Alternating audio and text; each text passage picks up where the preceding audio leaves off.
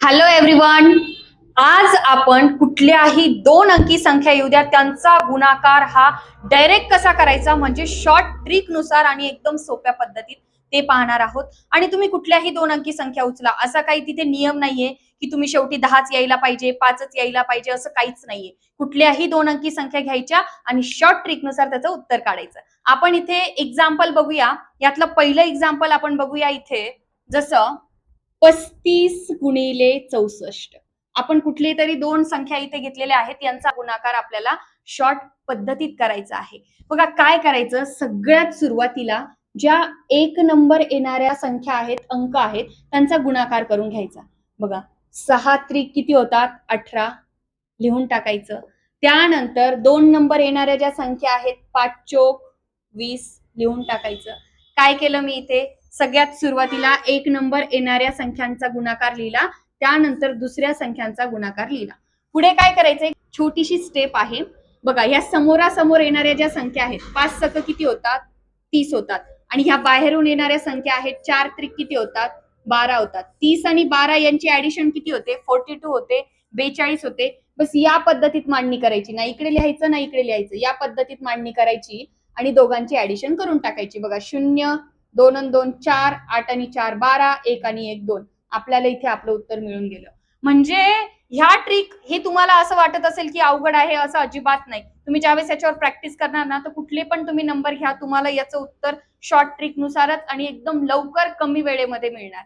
आता इथे 42 आले, परंतु असंही समजा 3 अंक येऊ शकतात, कधी कधी 1 अंक येऊ शकतात. त्यावेळेस काय करायचं ते पण आणखी एक उदाहरण आपण इथे बघू. बघा आता यामध्ये आपण दुसरं एक्झाम्पल बघू. 32 × 12. आपली ट्रिक काय आहे, सुरुवातीच्या ज्या संख्या आहेत त्यांचा गुणाकार. 3 1 3. परंतु एक गोष्ट लक्षात ठेवा, इथे समजा 3 चोक 12 आले असते तर आपण सरळ असे 12 लिहिले असते. आता इथे 3 आले ना, याला आपल्याला अशा 2 डिजिट मध्ये लिहायचं आहे, म्हणून आपल्याला इथे 03 लिहायचे आहे. तसंच बघा 2 2 4, याला पण आपण 04 असं लिहायचं. पुढची स्टेप काय आहे, 2 1 2 आणि परत यांचा गुणाकार 3 2 6, 6 आणि 2 8 होतात. पुन्हा आपल्याला याला असं 2 डिजिट मध्ये लिहायचं आहे, म्हणजे सिंगल नंबर तिथे लिहू नका. बस किती सोपं आहे बघा. हा 4 अशी 4, हा 8 येणार, हा 3 येणार आणि हा 0. म्हणजे आपलं काय उत्तर मिळालं इथे, 384 मिळालं. किती सोपं आहे. तोंडी जरी करण्याचा प्रयत्न केला तरी पण, जर तुम्ही प्रॅक्टिस केली तरी पण याचं इझी उत्तर मिळू शकतं. म्हणजे एक डिजिट आला तर या पद्धतीत फक्त 2 डिजिट मध्ये त्याला कन्वर्ट करून घ्यायचं. तर 3 डिजिट आले कशा पद्धतीत करायचं त्याचंही आणखी एक एक्झाम्पल आपण बघून घेऊ, म्हणजे तुमचे सगळे डाऊट याच्यामधले क्लिअर होऊन जातील. तिसरं एक्झाम्पल आपण घेतोय आता इथे, 95 × 87. आता जो काही याच्यामध्ये राहिलेला डाऊट आहे तो याच्यामध्ये आपला क्लिअर होऊन जाईल.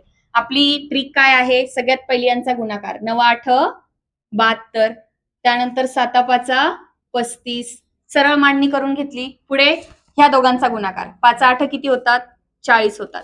आणि यांचं 9 7 किती होतात, 63 होतात. यांची ऍडिशन करायची, 3 आणि हे 10, 103 मिळाले.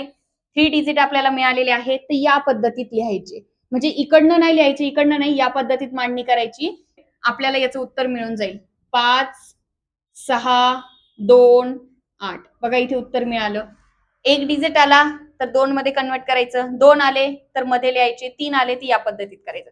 कुठल्या पण दोन अंकी संख्या घ्या, गुणाकार करा, ट्रिक नुसार सोडवा. ट्रिकने काय फायदा होतो की आपला जो वेळ आहे तो मायनस होतो, जास्त वेळ लागत नाही. आणि अशा पद्धतीत तुम्ही गुणाकाराचे कुठलेही एक्झाम्पल घेऊ शकतात, मात्र दोन अंकी, आणि उत्तर सोप्या पद्धतीत काढू शकतात.